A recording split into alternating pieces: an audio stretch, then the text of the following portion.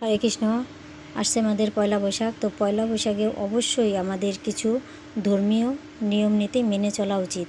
যেমন ব্রহ্ম মুহূর্তে ঘুম থেকে ওঠা, স্নান করা, আগের দিন মন্দির সুন্দর করে পরিষ্কার পরিচ্ছন্ন করা, নতুন বস্ত্র পরিধান করা, ভগবানকে নতুন বস্ত্র প্রদান করা, ভগবানের জন্য সুন্দর সুন্দর রান্না করা। তো ভগবানকে সুন্দর সুন্দর রান্না করে ভগবানের ভোগ লাগানো। তারপরে হচ্ছে ভগবানকে নতুন বস্ত্র প্রদান করতে হয়। ভগবানকে ঘৃত প্রদীপ অথবা সাত প্রদীপ অথবা ভগবানকে কর্পূর দ্বারা আরতি করা উচিত। তারপর ভগবানকে প্রণাম করে এবং বয়োজ্যেষ্ঠ যারা আছেন বাড়িতে সকলেকেই প্রণাম করা উচিত। এছাড়া হিংসা, রাগ এগুলো পরিত্যাগ করা উচিত। বিভিন্ন রকমের ভোগ নিবেদন করে ভগবানকে সন্তুষ্ট করা উচিত।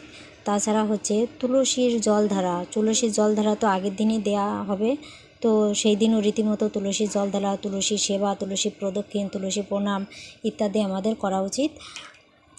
তারপরে হচ্ছে ভগবানের যে বিধিবিধানের জন্য বা আমাদের দিনটা ভালো কাটার জন্য কিছু মঙ্গলময় কাজ মানে যেমন দান ধ্যান, বিভিন্ন রকমের দান করা উচিত। তারপরে হচ্ছে বেশি বেশি জপ করা, হরিনাম করা।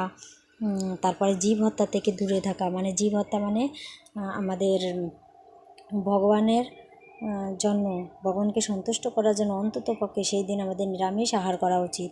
তো এইভাবে করে পয়লা বৈশাখ যদি আমাদের কাটানো হয় তাহলে আমার মনে হয় যে ভগবান অতি সন্তুষ্ট হবেন, আর এটা আমাদের অবশ্যই মনে হয় করা উচিত।